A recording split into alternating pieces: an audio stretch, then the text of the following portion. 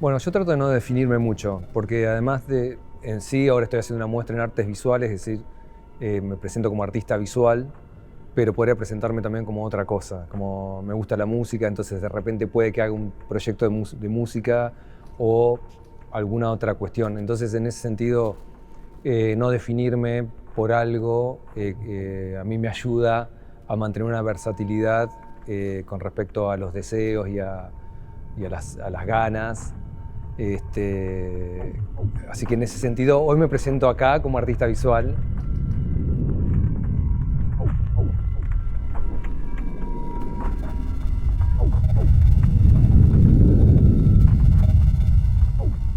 Yo siempre dibujé de niño, y de hecho muchas cosas, por ejemplo como esta instalación, está muy ligada a la experiencia infantil, que es trabajar con las cosas que hay alrededor y reconfigurarlas espacialmente, o sea que hay una cuestión muy ligada a lo lúdico. Después seguí pintando, de grande empecé a pintar, ya luego de los 20, que hice la escuela de arte, hice la escuela. Estuve 2 años en la Escuela de Arte de Mercedes, y después empecé a tomar cursos con artistas y talleres con artistas. Empecé a viajar a Buenos Aires y en Mercedes había un artista que ya falleció, que se llama Octimio Landi, que para mí fue un gran referente, si bien no es como de arte contemporáneo, era escultor, pintor, pero en ese sentido a mí me marcó una actitud frente al arte, que es como la de descubrir y cierta apertura, que bueno, hoy siento que me siento en ese linaje.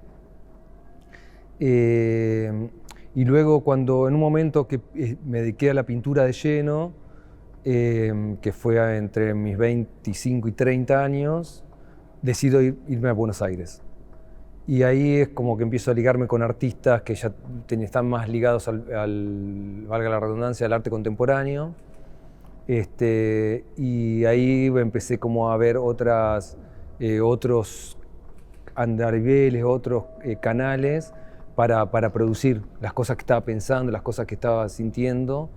Y entonces ahí es como que expandí la idea del arte, no tanto ligado a la pintura, sino ya pensar lo escultórico, la fotografía, el dibujo, el video, es decir, como ya no restringirme a un soporte, sino que el soporte o el formato esté supeditado a la idea o a la inquietud. Entonces ahí ya mi trabajo fue mutando a lo que es hoy, que puedo trabajar indistintamente con instalación, con video, con proyectos.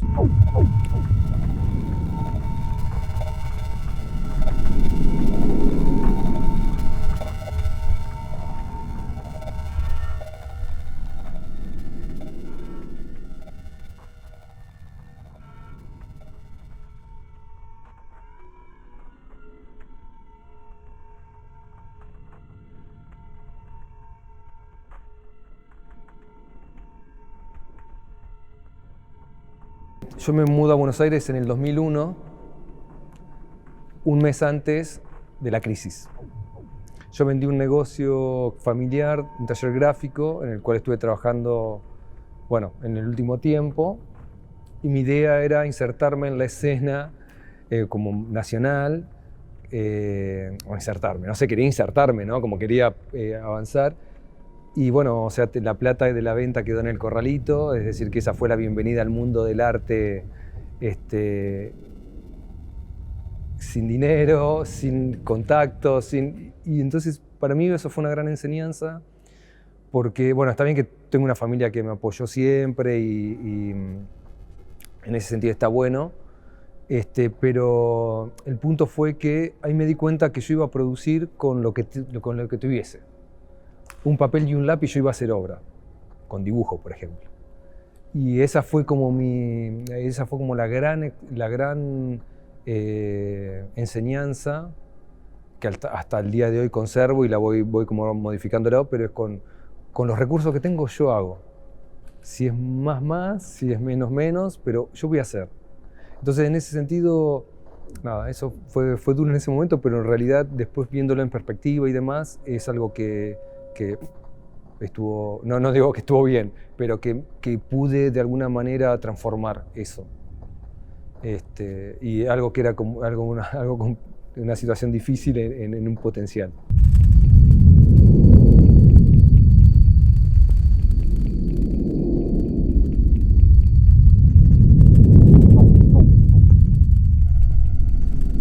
Esta relación que hay entre los dibujos de La Espera, que es una serie del 2004, 2003, y es anterior, pero en el 2004 hago el libro, o 2005.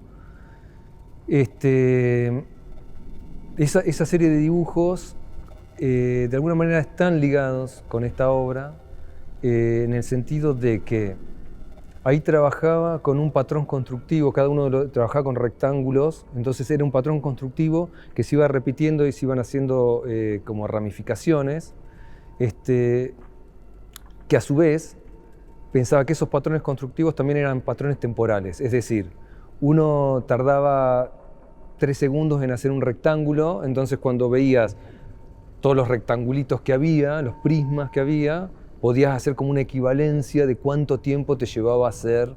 Entonces lo sentía que era como un racimo temporal también, era una manera de traducir tiempo a imagen. Entonces estructuralmente eso aplica a esta obra, ¿sí? Porque son patrones, cada rama es un patrón constructivo, pero a su vez también es un patrón temporal. Entonces uno también podría hacer esa misma operación. Entonces hay algo formal, una operación material, una resignificación material, pero a su vez hay algo relacionado con el tiempo, que es algo que me interesa poner en juego. Entonces, volviendo a la relación entre aquellos dibujos y esta obra, sí, hay un nexo. No obstante, son circunstancias de escala y de la relación física con el fenómeno estético o formal distinta. Por ejemplo, la del dibujo eran dibujos en libretitas, que yo lo hacía en situaciones de espera, y entonces hay físicamente, la disposición física es casi, yo siempre hablaba como el yin y el yang, es como una actividad yin, porque es de concentración, el cuerpo está casi estático, solo se mueve la mano, ¿sí? El dibujo es pequeñito. Y en este tipo de cuestiones, en esta obra, que ya uno se involucra físicamente de otra manera, en la escala, en la fuerza que haces, el desplazamiento del cuerpo en el espacio, trabajas con otras personas, armamos un equipo. Entonces, eso mismo luego se traduce, bueno, no sé si se traduce, pero sí creo que sucede algo con el espectador, porque el espectador no es que está contemplando un cuadro que es 30 por 30, entonces tenés una distancia, no sé, de 1 metro, si te alejas más ya empezás a perder los detalles. Acá el espectador va a tener que desplazarse por el espacio, se va a poder acercar al material, se va a poder alejar, va a tener como distintas, va a poder editar espacialmente la experiencia. Es para espacios amplios, este tipo de proyectos. O sea, los hice al aire libre y en sala, y pasan cosas distintas. Y entonces cuando estaba la oportunidad de trabajar en esta sala, dije, es esta obra.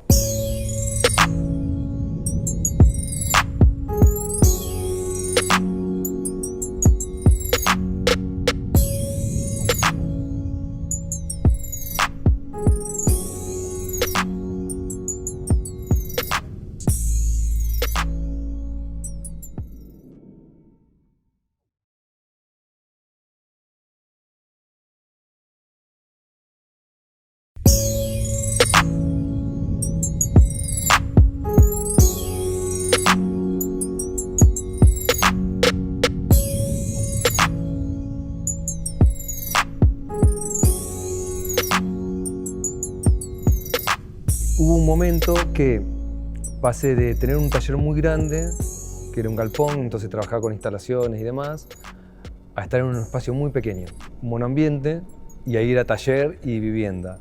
Entonces empecé a trabajar con miniaturas y con todo lo que tenía alrededor, desde carozos de aceitunas, fósforos, ahí aparecieron los fósforos, uñas, bueno, en fin, todo lo que había alrededor yo armaba como esculturitas, situaciones. Ahí también empecé a trabajar con fotografía. y entonces el tema de lo cotidiano, ya lo incorporé, la idea de lo cotidiano, lo incorporé como tema.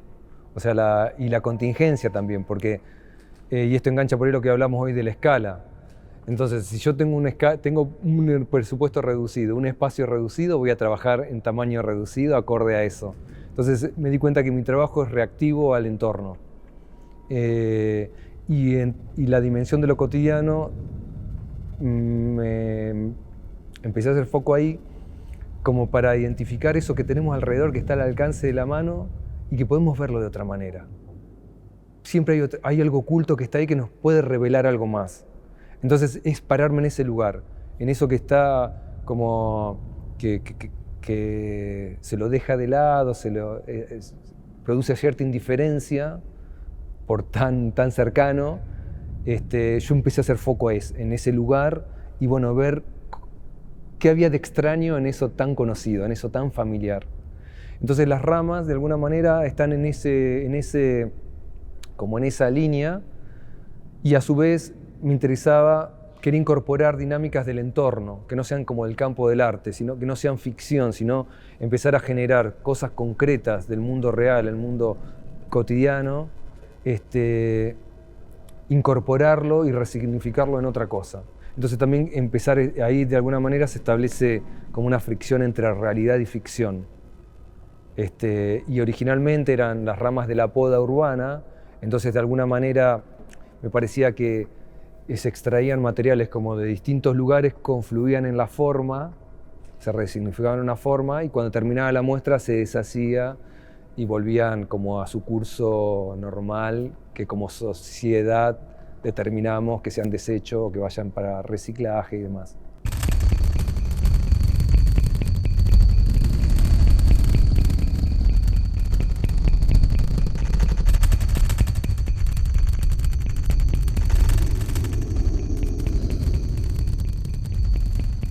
Una vez leyendo un libro de divulgación científica, veo que eran las teorías del caos y demás y del orden.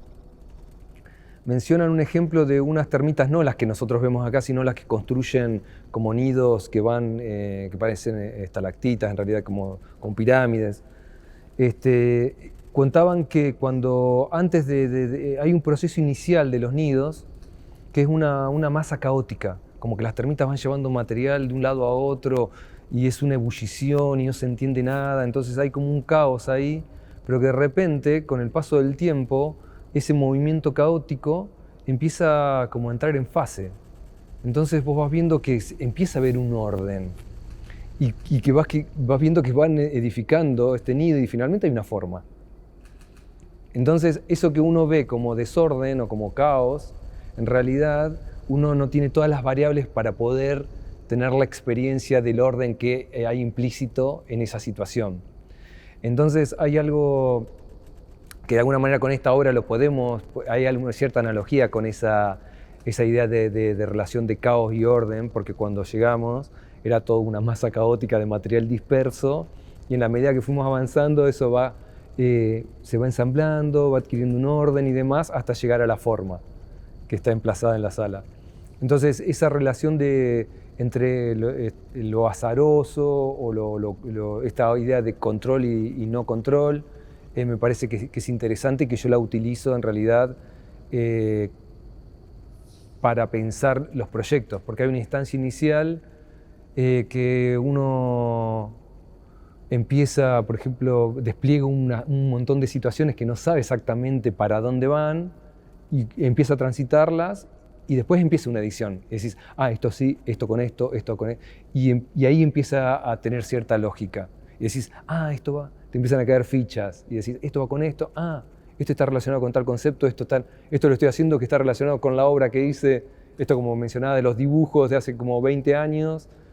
Y entonces hay todo un sistema que si uno lo empieza a transitar, te va revelando un conocimiento. Entonces de alguna manera a mí me interesa esa situación de embarcarme en proyectos o en situaciones o diseñar experiencias que no las controle del todo para aprender.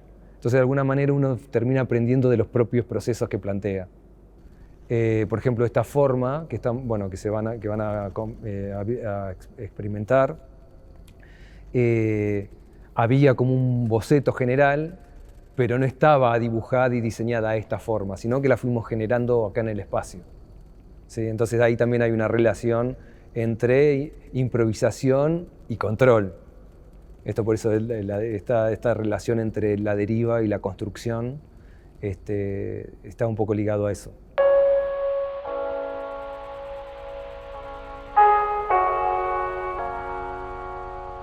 Hay algo que es interesante, por lo menos a mí me interesa, que es diseñar una experiencia, es decir, que uno se va a modificar algo, van a aparecer por ahí nuevas formas o nuevos procedimientos, pero no va a salir un pato, por ejemplo, de lo que hagamos.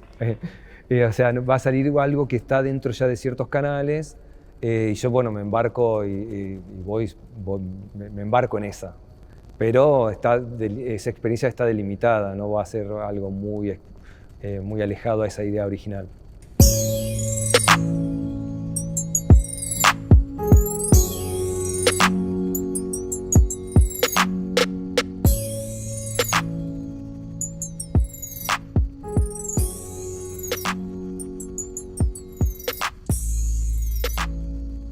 Creo que Duchamp lo marcaba, la idea de creer y crear. Cuando uno dice yo creo en Dios, por ejemplo, estás creando, estás creando a Dios. O sea, uno puede creer y crear. O sea, yo creo una obra, yo creo en mi obra, por ejemplo. Entonces hay una especie de... No tengo una religión ni nada de eso. Sí siento que hay algún misterio, que eso lo encuentro en el arte y por eso es que me mantengo ahí, porque hay algo que sé que racionalmente no puedo llegar y que creo que no vamos a llegar, no sé, por ejemplo el tiempo. Nosotros hablamos del tiempo, pero no lo podemos definir ya con cuántos años de humanidad que tenemos. Sigue siendo algo que se nos escapa y no podemos conceptualizarlo. Podemos tener ciertas ideas, hay un montón de teorías y tal, pero aún así sigue siendo un misterio para nosotros, con muchas tantas cosas. Entonces hay algo, yo creo que el arte finalmente me da un sentido. Entonces para mí es una especie de religión, por decirlo, no sé, no quiero, no me dedico a que todos crean en el arte, no, porque cada uno haga lo que quiera. A mí me funciona en esos términos que yo le doy sentido a mi vida a través de mi trabajo y de lo que hago. Entonces me dan ganas. Y sí, puede que la humanidad vaya hacia la destrucción, probablemente, pero yo siento que si me muevo en esa dirección, no estoy yendo hacia ese acantilado. Por ahí sí, no lo sabemos. Ahí creo que Kandinsky hablaba, y él decía que con el arte se tocan fibras íntimas e invisibles. Y yo algo siento de eso, o creo, o quiero creer en eso, y que uno no tiene el control, y eso es lo interesante. Es como que uno realmente como artista, o por lo menos en mi caso, yo no es que tengo una sabiduría, no tengo control, yo sí tengo control sobre ciertas cosas, es decir, sobre tomar decisiones, es decir, hacer links, o sea, establecer relaciones, y tomar decisiones y avanzar. Eso puedo hacerlo, y yo me mantengo en esa. Y creo que hay algo que se revela más allá de las intenciones y que es un misterio.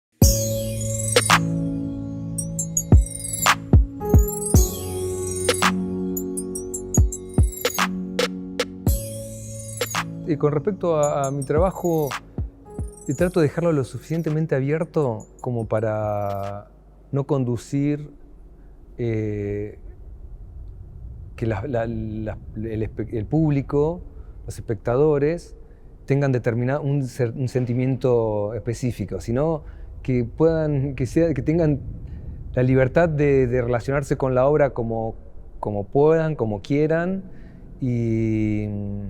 y me interesa no imponer. Mucho tiempo me costó hablar incluso de la obra, para no condicionar la experiencia. En este último tiempo estoy tratando de poder hablar de la obra, estableciendo parámetros sin condicionar demasiado la experiencia del espectador. Entonces, de alguna manera, a mí me interesan las obras que te habilitan a pensar, a tener una experiencia, como que te expanden el mundo, te expanden, te revelan algo de vos que no sabías, o mismo que te digan, salís de ver una obra y decís, wow, esto estaría bueno hacerlo, pero en vez de, no sé, con ramas, con tal material, o esto estaría bueno trabajarlo. Si ya te motivó, como decía Peralta Ramos, te produce ganas, ya te impulsa a tener ganas de algo, eso para mí es genial. Sergánico, él hablaba, de ese poema Sergánico. Y que con respecto a eso, ¿qué busco en el público? No hay algo específico. Yo considero que si a mí me motiva lo que estoy haciendo, descubro algo, me está revelando algo, y probablemente a otro también le va a suceder. Entonces yo confío plenamente en eso. Y no busco un sentimiento, provocar un determinado sentimiento.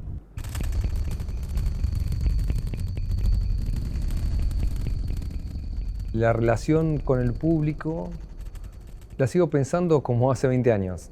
O sea, la sigo pensando un poco en la fórmula que te decía recién, de me mantengo en, si a mí me interesa el proceso que encaro, me interesa la obra, voy a ir, por más que después tenga aceptación o no tenga aceptación de público.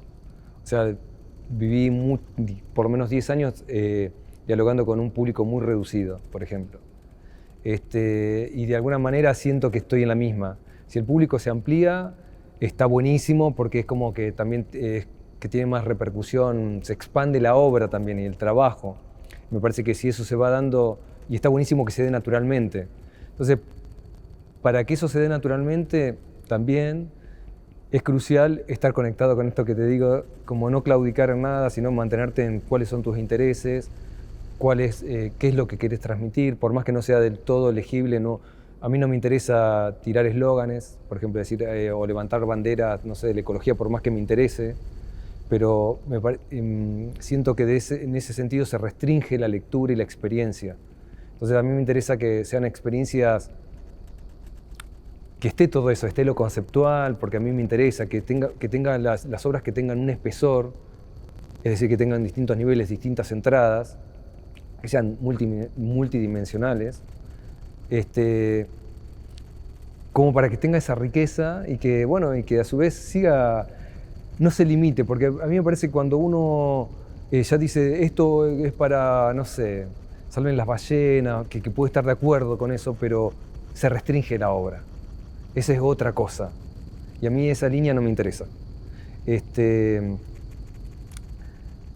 Y hay algo con respecto también al público que aparece en el Tao, que él dice, si buscas agradar a la gente, terminarás siendo su esclavo. Y para mí eso es muy importante también. O sea, uno no... Y va a la inversa también, porque cuando a alguien no le gusta tu obra, o te habla mal de la obra, y está bien, uno no puede decir, yo directamente no... Está bien porque tiene esa experiencia y está teniendo ese sentimiento, y yo no puedo hacer nada con respecto a eso. Entonces, en ese sentido, yo me mantengo como una situación más neutra, con la aprobación y con la desaprobación. Entonces, como mi brújula es estar conectado con lo que hago y que haga sentido, que me siga haciendo sentido. Entonces, ese es mi leitmotiv. Si me hace sentido, probablemente le haga a otros.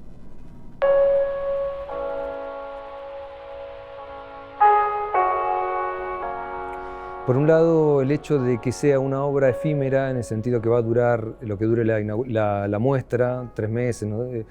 El tiempo que sea, un tiempo acotado, yo lo siento que es algo que está ligado